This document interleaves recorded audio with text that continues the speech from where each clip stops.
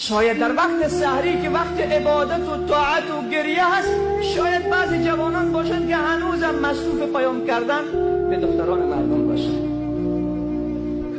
هنوز هم چیک میکنن واتساپ خود را که کی پیام به من گذاشته، کی به من جگر و نفس گفته. ای عزیز، یک بار واتساپ خدا را چک کن، یک بار برو سر به واتساپ الله بزن که در وقت سحری چند بار به تو میگوید بنده ام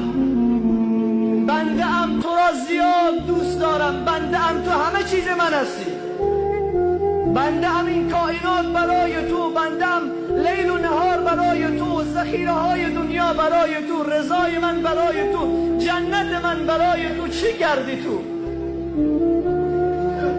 عزیز دل، بیایی فرصت داریم، برگرد جوان، فرصت داری. شاید خیلی افسوس بخوری. حتی حضرت کعب الاحبار رحمت الله علیه میفرماید اگر کسی در روزهای ماه